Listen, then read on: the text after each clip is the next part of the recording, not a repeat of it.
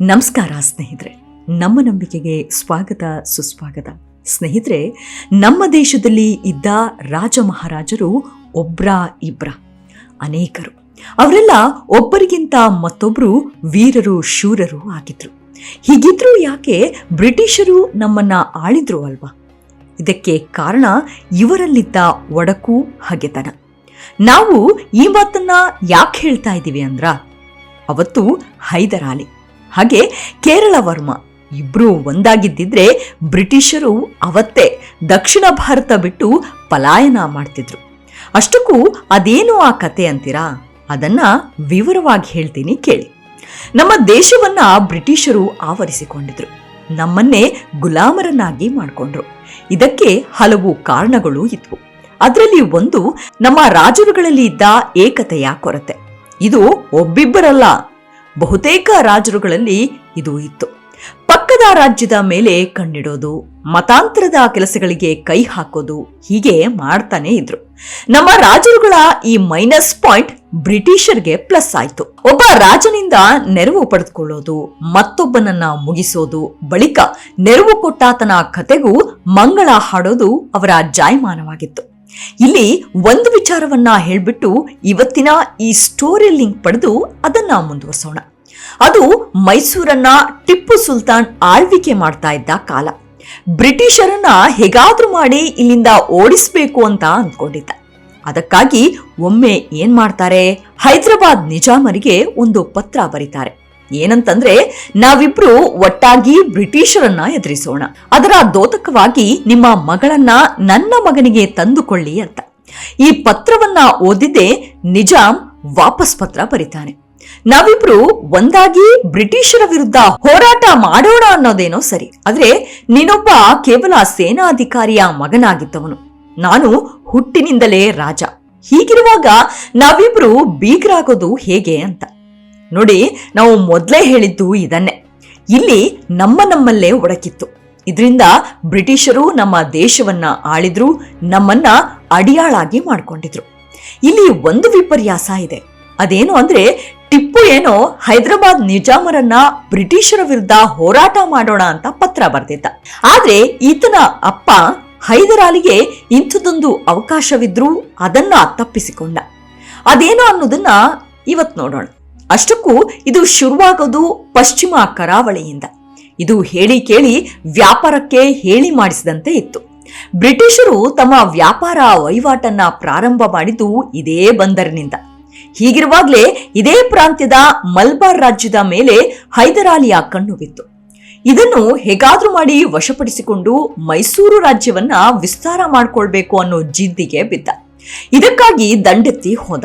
ಆ ವೇಳೆ ಮಲ್ಬಾರ್ ಪ್ರಾಂತ್ಯವನ್ನ ಆಳುತ್ತಿದ್ದವನು ಕೇರಳ ವರ್ಮ ಅನ್ನೋ ರಾಜ. ಈತ ಸನಾತನ ಧರ್ಮದ ಪರಿಪಾಲಕನೂ ರಕ್ಷಕನೂ ಆಗಿದ್ದ. ಧರ್ಮ ಸಂಸ್ಥಾಪನೆಗೆ ತನ್ನ ಜೀವವನ್ನೇ ಮುಡಿಪಾಗಿ ಇಟ್ಟಿದ್ದ. ಜೊತೆಗೆ ಮಹಾನ್ ಸ್ವಾಭಿಮಾನಿಯೂ ಆಗಿದ್ದ. ಇಂಥ ರಾಜನ ಮೇಲೆ ಹೈದರಾಲಿ ಯುದ್ಧಕ್ಕೆ ಹೋದ. ಆದರೆ ಬೇರೆ ರಾಜರನ್ನ ಗೆದ್ದಷ್ಟು ಸುಲಭವಾಗಿ ಈ ರಾಜನನ್ನ ಗೆಲ್ಲೋದು ಅಷ್ಟು ಸುಲಭವಾಗಿರ್ಲಿಲ್ಲ. ಹೈದರಾಲಿಯ ಪ್ರಯತ್ನಗಳು ವಿಫಲವಾದವು. ಇಲ್ಲೊಂದು ವಿಪರ್ಯಾಸವೂ ಇದೆ. ಅದೇನಂದ್ರ, ಕೇರಳ ರಾಜವರ್ಮ ಹೈದರಾಲಿಯನ್ನ ಸೋಲ್ಸೋಕೆ ಬ್ರಿಟಿಷರ ನೆರವು ಪಡೆದುಕೊಂಡಿದ್ದ. ಪಾಪ, ಆತನಿಗೆ ಮುಂದೊಂದು ದಿನ ಇವರೇ ನನಗೆ ಮುಳ್ಳಾಗ್ತಾರೆ ಅನ್ನೋದು ಕೇರಳ ವರ್ಮನಿಗೆ ಗೊತ್ತಾಗ್ಲಿಲ್ವೋ ಏನೋ. ಆದ್ರೆ ಹೈದರಾಲಿ ಅನೇಕ ಬಾರಿ ಮಲ್ಬಾರ್ ಮೇಲೆ ಯುದ್ಧ ಸಾರಿದ. ಆದ್ರೆ ಕೇರಳ ವರ್ಮ ಮಾತ್ರ ಮಣಿಯಲಿಲ್ಲ. ಈತ ಹೈದರಾಲಿ ಮಲ್ಬಾರ್ನ ಆಸೆಯನ್ನಂತೂ ಬಿಟ್ಟಿರಲಿಲ್ಲ. ಈತ ಯುದ್ಧದಲ್ಲಿ ಎಷ್ಟು ಚಾಣಾಕ್ಷನಾಗಿದ್ದನೋ ಅಷ್ಟೇ ಆಡಳಿತಾತ್ಮಕ ವಿಚಾರದಲ್ಲೂ ಚುರುಕಾಗಿದ್ದ. ಇದರಿಂದ ಒಂದು ಕೆಲಸ ಮಾಡ್ದ. ಇಲ್ಲೇ ಇದ್ದ ತಲಶೇರಿ ಕೋಟೆಯ ಮೇಲೆ ಕಣ್ಣಿಟ್ಟ. ಇನ್ನು ಈ ಕೋಟೆ ಬಗ್ಗೆ ಹೇಳಬೇಕು ಅಂದ್ರೆ, ಇದು ಸಮುದ್ರ ತೀರದಲ್ಲೇ ಇತ್ತು. ಇದರಿಂದ ಬ್ರಿಟಿಷರು ಇದನ್ನ ಅಂದಿನ ರಾಜರ ಅನುಮತಿ ಪಡೆದುಕೊಂಡು ನಿರ್ಮಾಣ ಮಾಡಿಕೊಂಡಿದ್ರು. ಇದು ಅತ್ಯಂತ ಬಲಿಷ್ಠವಾದ ಕೋಟೆಯಾಗಿತ್ತು. ಇಲ್ಲಿ ಮೊದಲು ಸಾಂಬಾರ್ ಪದಾರ್ಥಗಳನ್ನ ತುಂಬಿಡ್ತಾ ಇದ್ರು. ಬ್ರಿಟಿಷರು ನಂತರ ಇದನ್ನ ಮದ್ದುಗುಂಡು ಹಾಗೂ ಬಂದೂಕನ್ನ ತುಂಬಿಡಲು ಶುರು ಮಾಡಿದ್ರು. ಇದೇ ಕೋಟೆಯನ್ನ ಹೈದರಾಲಿ ವಶಕ್ಕೆ ತೆಗೆದುಕೊಳ್ಳೋಕೆ ಮುಂದಾದ. ಆದ್ರೆ ಅದು ಸುಲಭವಲ್ಲ ಅನ್ನೋದು ಅದಾಗ್ಲೇ ಹೈದರಾಲಿಗೆ ಗೊತ್ತಾಗಿತ್ತು. ಇದರಿಂದ ಏನ್ ಮಾಡ್ತಾನೆ, ಫ್ರೆಂಚರ ಸಹಾಯ ಕೇಳ್ತಾನೆ. ಇದಕ್ಕೆ ಅವರು ಒಪ್ಕೊಳ್ತಾರೆ ಕೂಡ. ಯಾಕೆಂದ್ರೆ ಫ್ರೆಂಚರಿಗೂ ಬ್ರಿಟಿಷರಿಗೂ ಆಗಿ ಬರ್ತಾ ಇರಲಿಲ್ಲ. ಹೇಗಾದ್ರೂ ಮಾಡಿ ಬ್ರಿಟಿಷರನ್ನ ಹತ್ತಿಕ್ಬೇಕು ಅಂತಿದ್ದ ಫ್ರೆಂಚರಿಗೆ ಹೈದರ್ ಅಲಿಯ ಪ್ಲಾನ್ ಹಿಡಿಸ್ತು. ಇಬ್ರು ಸೇರಿ ಒಂದು ಸಂಚನ್ನ ರೂಪಿಸಿ ಬಿಟ್ರು. ಇಲ್ಲಿಂದ ಕತೆ ಮತ್ತೊಂದು ಮಗ್ಗಲನ್ನ ಬದಲಿಸ್ತು. ಇದರ ನಡುವೆ ಹೈದರ್ ಮತ್ತೊಂದು ಕೆಲಸ ಮಾಡ್ತಾನೆ. ವೈನಾಡು ಪ್ರದೇಶವನ್ನ ನಿನಗೆ ಬಿಟ್ಕೊಡ್ತೀನಿ ಅಂತ ಹೇಳಿ ಕೊಡವರ ಸೈನ್ಯವನ್ನ ಕಳಿಸಿದ. ಆದ್ರೂ ಪ್ರಯೋಜನ ಆಗ್ಲಿಲ್ಲ. ಮತ್ತೊಂದು ಸೋಲಿನಿಂದ ಕಂಗೆಟ್ಟ ಹೈದರ್ ಅಲಿ ಕೆಲಕಾಲ ಸುಮ್ಮನಾಗ್ಬಿಡ್ತಾನೆ. ಇದಾದ ಕೆಲ ದಿನಗಳ ನಂತರ ಮತ್ತೊಮ್ಮೆ ಇದೇ ಕೋಟೆ ಕಡೆಗೆ ನುಗ್ಗೋದಕ್ಕೆ ಇನ್ನೊಂದು ಪ್ಲಾನ್ ಮಾಡ್ತಾನೆ. ಆದ್ರೆ ಈ ಬಾರಿ ತನ್ನ ಸೇನೆಯನ್ನ ಇಲ್ಲಿಗೆ ನುಗ್ಗಿಸಲ್ಲ, ಬದಲಿಗೆ ಚಿರ್ಕಲ್ ಸೈನಿಕರನ್ನ ಅಲ್ಲಿಗೆ ಕಳಿಸ್ತಾನೆ. ಆ ಸೈನಿಕರು ಬ್ರಿಟಿಷರನ್ನ ಚಂಡಾಡಿ ಬಿಡ್ತಾರೆ. ಆ ಸಮಯದಲ್ಲೇ ನೋಡಿ ಕೇರಳ ವರ್ಮಾ ಬ್ರಿಟಿಷರ ಕೈ ಹಿಡಿಯೋದು. ಇಲ್ಲೇನಾಗುತ್ತೆ, ಹೈದರ್ ಅಲಿ ಕಳಿಸಿದ ಚಿರ್ಕಲ್ ಯೋಧರ ಮುಂದೆ ಹೋರಾಟ ಮಾಡಲಾಗದ ಬ್ರಿಟಿಷರು ಕೇರಳ ವರ್ಮನ ಸಹಾಯ ಬಿಡ್ತಾರೆ. ಇಲ್ಲಿ ಕೇರಳ ವರ್ಮನಿಗೂ ಇದೇ ಬೇಕಾಗಿರುತ್ತೆ. ಆಗಾಗ್ಗೆ ಕಾಲು ಕೆರೆದುಕೊಂಡು ಬರ್ತಿದ್ದ ಹೈದರ್ ಅಲಿಯನ್ನ ಮಟ್ಟ ಹಾಕೋಕೆ ತನ್ನ ಜೊತೆಗೆ ಒಂದು ಮಿತ್ರಪಡೆ ಸಿಕ್ತಲ್ಲ ಅಂತ ಯೋಚನೆ ಮಾಡ್ಬಿಡ್ತಾನೆ. ಬ್ರಿಟಿಷರ ಜೊತೆ ಕೈ ಜೋಡಿಸ್ಬಿಡ್ತಾನೆ. ಇಲ್ಲಿ ಹೈದರ್ ಅಲಿ ಬೆನ್ನಿಗೆ ಫ್ರೆಂಚರಿದ್ರು, ಕೇರಳ ವರ್ಮನ ಜೊತೆ ಬ್ರಿಟಿಷರಿದ್ರು. ಆದ್ರೆ ಇಲ್ಲೇನಾಗುತ್ತೆ, ಹೈದರ್ ಅಲಿಗೆ ದೊಡ್ಡ ಸೋಲಾಗುತ್ತೆ. ಕೇರಳ ವರ್ಮನ ಸೈನ್ಯಕ್ಕೆ ಚಿರ್ಕಲ್ ಹಾಗೂ ಹೈದರ್ ಸೇನೆ ಬೆದರಿ ಬೆಂಡಾಗಿ ಹೋಗುತ್ತೆ. ಇದರಿಂದ ತಲಶೇರಿ ಕೋಟೆ ಬ್ರಿಟಿಷರಿಗೆ ಉಳಿದುಕೊಳ್ತು. ಇಷ್ಟಾದ್ರೂ ಹೈದರ್ ಅಲಿಗೆ ಮಾತ್ರ ಆ ಕೋಟೆಯ ಮೇಲೆ ವ್ಯಾಮೋಹ ಹೋಗ್ಲಿಲ್ಲ. ಅದು ವ್ಯಾಮೋಹವೋ ಇಲ್ಲ ಪ್ರತಿಷ್ಠೆಯೋ ಗೊತ್ತಿಲ್ಲ. ಅದನ್ನ ಹೇಗಾದ್ರೂ ಮಾಡಿ ಪಡಿಲೇಬೇಕು ಅಂದ್ಕೊಂಡಿದ್ರು. ಹೀಗಿರುವಾಗ್ಲೇ ಒಂದು ತಂತ್ರವನ್ನ ಹೆಣೆದು ಬಿಟ್ರು. ಬ್ರಿಟಿಷ್ ಹಾಗೂ ಕೇರಳ ವರ್ಮನ ನಡುವೆ ಹುಳಿ ಹಿಂಡೋ ಕೆಲಸ ಮಾಡ್ದ.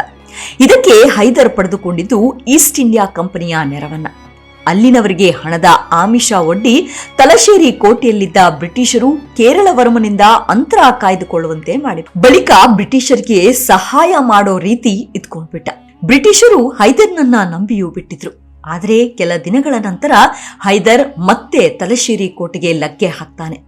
ಮಿತ್ರನಂತೆ ಇದ್ದ ಹೈದರ್ ಇದ್ದಕ್ಕಿದ್ದಂತೆ ಶತ್ರು ರೀತಿ ಬಂದು ಎರಗಿದ್ದನ್ನ ಕಂಡು ಬ್ರಿಟಿಷರು ಕಂಗಾಲಾಗಿ ಬಿಡ್ತಾರೆ. ವಿಧಿಯಿಲ್ಲದೆ ಬ್ರಿಟಿಷರು ಮತ್ತೊಮ್ಮೆ ಇದೇ ಕೇರಳ ವರ್ಮನ ಕಾಲು ಹಿಡಿದುಕೊಂಡು ಬೇಡ್ಕೋತಾರೆ. ಆಗ ಮತ್ತೊಮ್ಮೆ ಕೇರಳ ವರ್ಮ ಬ್ರಿಟಿಷರ ಪರ ನಿಲ್ತಾನೆ. ಪರಿಣಾಮ ಮತ್ತೊಮ್ಮೆ ಹೈದರ್ ಅಲಿ ಸೋತು ಸುಣ್ಣವಾಗ್ತಾನೆ. ಇದೇ ರೀತಿ ಆದ್ರೆ ತಲಶೇರಿ ಕೋಟೆ ವಶಕ್ಕೆ ತೆಗೆದುಕೊಳ್ಳೋದು ಹೇಗೆ ಅನ್ನೋ ಚಿಂತೆಗೆ ಬಿದ್ದ. ಹೀಗಿರುವಾಗಲೇ ಮತ್ತೊಂದು ಸಂಚನ್ನ ಹೈದರ್ ಅಲಿ ಮಾಡ್ದ. ಇಲ್ಲಿ ಹೈದರ್ ಅಲಿಗೆ ಸರ್ದಾರ್ ಖಾನ್ ಅನ್ನೋ ನಂಬುಗೆಯ ಬಂಟನಿದ್ದ. ಆತನನ್ನ ಮುಂದೆ ಬಿಟ್ಟು ತಾನು ಆಟ ಆಡೋಕೆ ಮುಂದಾದ. ಆ ಸರ್ದಾರ್ ಖಾನ್ ಕೋಟೆಯ ವಶಕ್ಕೆ ಬಂದ. ಇದೇ ವೇಳೆ ಈತ ಹೈದರ್ ಹೇಳಿದ ಒಂದು ಸಂಧಾನ ಸೂತ್ರವನ್ನ ಕೇರಳ ವರ್ಮನ ಮುಂದಿಟ್ಟ. ಅದೇನು ಅಂದ್ರೆ, ನಾವು ಬ್ರಿಟಿಷರ ವಿರುದ್ಧ ಯುದ್ಧ ಮಾಡ್ತೀವಿ, ಆದ್ರೆ ನೀವು ಈ ಬಾರಿ ಆಂಗ್ಲರ ಪರ ನಿಲ್ಬಾರ್ದು. ಒಂದು ವೇಳೆ ಹೀಗೆ ಮಾಡಿದ್ದಲ್ಲಿ ಹೈದರ್ ಅಲಿ ವಶಪಡಿಸಿಕೊಂಡಿರೋ ನಿಮ್ಮ ಆಳ್ವಿಕೆಯ ಪ್ರದೇಶಗಳನ್ನ ನಿಮ್ಗೆ ವಾಪಸ್ ಕೊಡ್ಲಾಗುತ್ತೆ. ಆದ್ರೆ ಅದಕ್ಕಾಗಿ ಈ ಕೂಡಲೇ 5 ಲಕ್ಷ ರೂಪಾಯಿಗಳನ್ನ ಕೊಡಬೇಕು ಎಂದು ಬಿಟ್ಟ. ಈ ಮಾತಿಗೆ ಆರಂಭದಲ್ಲಿ ಕೇರಳ ವರ್ಮ ಒಪ್ಪಿಗೆ ಸೂಚಿಸಿಬಿಟ್ಟ. ಆದ್ರೆ ಖಜಾನೆಯಲ್ಲಿ ಅಷ್ಟು ಹಣವಿರಲಿಲ್ಲ. ಇದರಿಂದ ಕೇರಳ ವರ್ಮ ಈಗ ನನ್ನಿಂದ ಅಷ್ಟು ಹಣ ಕೊಡೋಕೆ ಸಾಧ್ಯವಿಲ್ಲ, ಸದ್ಯಕ್ಕೆ 65,000 ರೂಪಾಯಿಗಳನ್ನ ಕೊಟ್ಟಿರ್ತೇನೆ, ಮುಂದೆ ಉಳಿದ ಹಣ ಕೊಡ್ತೀನಿ ಅಂತ ಹೇಳ್ತಾನೆ. ಆದ್ರೆ ಈ ಮಾತು ಸರ್ದಾರ್ ಖಾನ್ಗೆ ಒಪ್ಪಿಗೆ ಆಗಲ್ಲ. ಹಣ ಕೊಡ್ಲಿಲ್ಲ ಅಂದ್ರೆ ಮುಂದೆಯೂ ವೈರತ್ವ ಮುಂದುವರಿಯುತ್ತೆ ಅಂತ ಬೆದರಿಕೆಯ ಮಾತನಾಡ್ದ. ಇದಕ್ಕೆ ಸಿಟ್ಟಿಗೆದ್ದ ಕೇರಳ ವರ್ಮ ಹಾಗೆ ಆಗಲಿ ಅಂತ ಹೇಳಿ ಕೈ ತೊಳೆದುಕೊಂಡ. ಇಲ್ಲೇ ಆಗಿದ್ದು ನೋಡಿ ಎಡವಟ್ಟು. ಅವತ್ತು ಸರ್ದಾರ್ ಖಾನ್ ಒಂದಷ್ಟು ಸಮಯವನ್ನ ಕೇರಳ ವರ್ಮನಿಗೆ ನೀಡಿದ್ದಿದ್ರೆ ಆಗ ಆತ ಹೈದರ್ ಪರ ನಿಲ್ತಾ ಇದ್ದ. ಇಬ್ರು ಹಳೆಯ ವೈಮನಸ್ಸು ಮರೆತು ಬ್ರಿಟಿಷರನ್ನ ಎದುರಿಸಿ ಓಡಿಸಬಹುದಿತ್ತು. ಆದ್ರೆ ನಿಂತಲ್ಲೇ ಅಷ್ಟೂ ಹಣ ಬೇಕು ಅಂದ.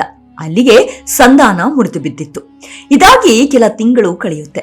ಸರ್ದಾರ್ ಖಾನ್ ಮತ್ತೊಮ್ಮೆ ಸೇನೆ ತೆಗೆದುಕೊಂಡು ತಲಶೇರಿ ಕೋಟೆಗೆ ಮುತ್ತಿಗೆ ಹಾಕಲು ಮುಂದಾದ.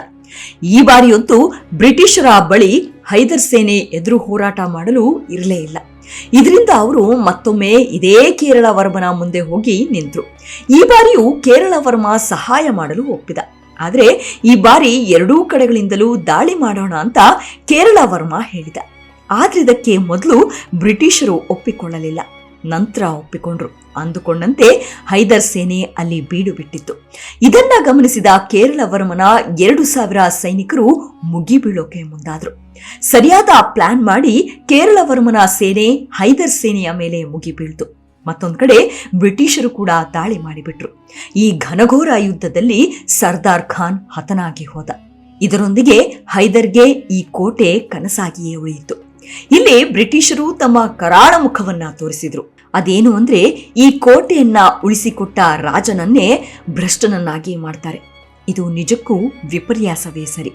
ಇದರಿಂದ ನೊಂದ ಕೇರಳ ವರ್ಮ ಆಡಳಿತವನ್ನ ತನ್ನ ಅಣ್ಣನಿಗೆ ವಹಿಸ್ತಾನೆ. ತಾನು ಕಾಡು ಸೇರಿಕೊಳ್ತಾನೆ. ನಂತರ ಬ್ರಿಟಿಷರು ಈ ಕೋಟೆಯನ್ನ ಮತ್ತಷ್ಟು ಬಲಿಷ್ಠ ಮಾಡ್ಕೊಳ್ತಾರೆ. ಅಷ್ಟೇ ಅಲ್ಲ, ಬ್ರಿಟಿಷರು ಭಾರತದಲ್ಲಿ ಬಲವಾಗಿ ನೆಲೆಯೂರಿದ್ರು. ಇಲ್ಲಿ ಇನ್ನೂ ಒಂದು ವಿಚಾರವನ್ನ ಯೋಚನೆ ಮಾಡಬೇಕು.